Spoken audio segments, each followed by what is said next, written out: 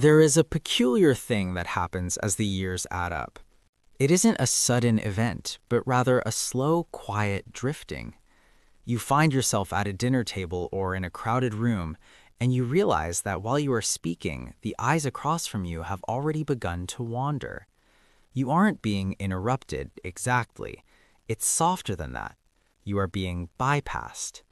It feels as though an invisible wall has been built between you and the flow of the world, a glass partition where you can see the light and hear the music, but your own voice seems to lack the weight it once carried. We often blame our ears when we start to feel disconnected. We think if we could just hear a little better, we'd be back in the loop. But often, the wall isn't in our hearing. It's in the way the world has learned to listen to us. There is a specific kind of loneliness that comes from being in the room, but not of the room. It's the senior discount of social interaction, where people are polite to you, perhaps even kind, but they treat your contributions as historical artifacts rather than living ideas. They talk to you about the past because they've decided you no longer have a stake in the future. This shift in the social fabric can make you want to do one of two things: retreat into the silence of your own home, where it's safe, or raise your voice in a desperate attempt to be heard. But neither of these paths actually breaks the wall. Retreating confirms the world's suspicion that you're finished, and shouting only makes you appear frustrated, which gives people an excuse to look away. Think back to the decades when your voice felt heavy. When you entered a meeting, a kitchen, or a store, you moved with the momentum of someone who had things to do and places to be. The world responded to that energy. You were a provider, a fixer, a builder. But as the external roles fall away, the job title, the active parenting, the constant doing, the world struggles to categorize you. In a modern life obsessed with becoming, people are valued for what they are about to do, what they are building, or what they are chasing. After 60, the world assumes you have already become. They see you as a finished book on a shelf. But you know that the chapters are still being written. The secret to being seen again isn't about competing with the loud, frantic pace of younger generations. It's about leaning into the one thing they lack: presence. When the world moves too fast, the person who sits in stillness becomes the gravity of the room. Imagine a busy street where everyone is running. They are all blurs of motion. But if one person stands perfectly still, looking at a single leaf or a reflection in a window, the runners eventually stop to see what that person is looking at. That is the power you hold now. You have the luxury of observation. While the world is shouting to be noticed, you can command attention simply by being the most present person in the room. This isn't a passive act. It is an active reclamation of your space. It starts with the way you hold your shoulders and the way you look people in the eye.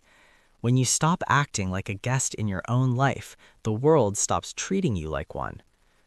If you feel the wall rising, the first step is to stop offering your wisdom as a lecture and start offering it as a bridge. We often fall into the trap of telling stories that start with "in my day," which immediately tells the listener that the information is irrelevant to their today. Even if the lesson is gold, the packaging is dated. Instead, try looking for the universal human thread.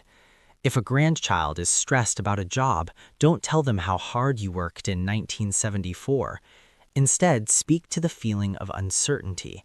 Tell them you recognize that specific weight on their shoulders. When you validate their current reality with your timeless perspective, the wall thins. You aren't a person from the past. You are a person who understands the present better than they do. You are translating your decades of experience into the language of right now. Consider the information versus insight gap. Today, everyone has information. A 20-year-old can look up any fact on a phone in 3 seconds. If you try to compete on information, you will lose. But information isn't insight. Insight is the ability to see the pattern beneath the noise. It's knowing how a person feels before they've said a word. It's understanding that an argument about chores is actually an argument about fear. This is your domain. When you speak from insight, you aren't just adding noise to the room, you are adding clarity. and in a world drowned in noise, clarity is a magnet. Commanding presence doesn't require a loud voice, it requires a heavy gaze.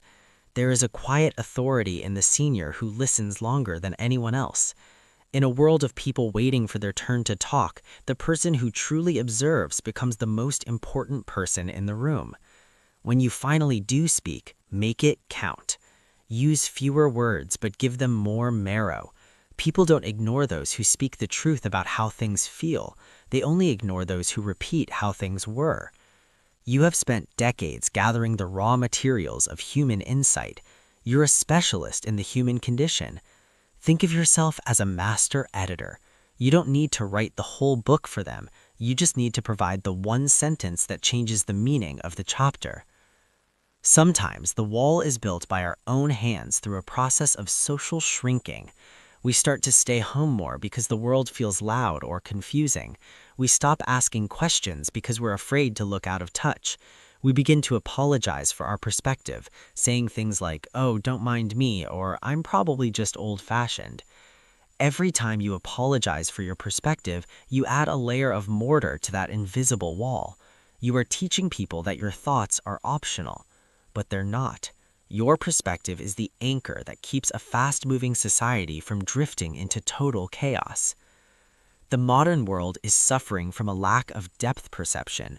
Younger generations can see what is right in front of them, but they often lack the historical or emotional depth to see where things are headed. You are the lens that provides that depth. But to be that lens, you must remain curious. Invisibility thrives on the idea that you've stopped learning. The moment you ask a genuine, curious question about a new technology, a new social trend, or a young person's hobby, you shatter the finished book stereotype. Curiosity is the ultimate anti-aging tool for the soul. It keeps you on the becoming side of the wall. Let's talk about the physical wall, the way people talk around you or address your children or caregivers instead of you. This is one of the most painful forms of invisibility. It feels like an erasure. When this happens, do not get angry. Anger often reinforces their bias that you are difficult or confused. Instead, use the power of the pause. When someone talks past you, wait for them to finish, then lean in slightly and address the point with total composure. Use their name. Recenter the conversation on yourself with a calm, unwavering confidence. You are reclaiming the narrative. You are reminding them that the person inside the body is very much present, very much aware, and very much in charge. There is also the wall of routine. We fall into the same conversations with the same people, often complaining about the same aches or the same political frustrations. These looping conversations are the bricks of the wall. They are predictable, and predictable things are easily ignored. If you want to be heard, you must be unpredictable. Change the subject to something that matters to your heart. Instead of talking about the weather or the news, ask someone, "What is the biggest thing you're trying to learn right now?" Or "What gave you a sense of awe this week?" When you change the depth of the conversation, people have to stop and adjust their listening settings to reach you. The wall only stays standing if we agree to sit behind it.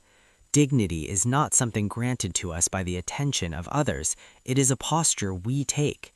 It's in the way you dress for a walk, even if you're going alone.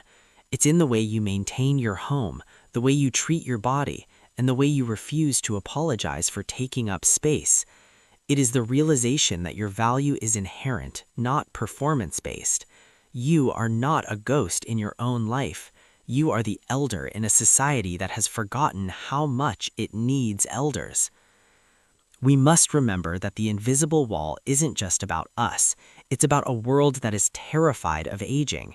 When people look away from you, they are often looking away from their own future fears. They ignore you because you represent a truth they aren't ready to face. But when you live with dignity, purpose, and a sharp, engaged mind, you become a beacon instead of a warning. You show them that the latter chapters can be the most profound.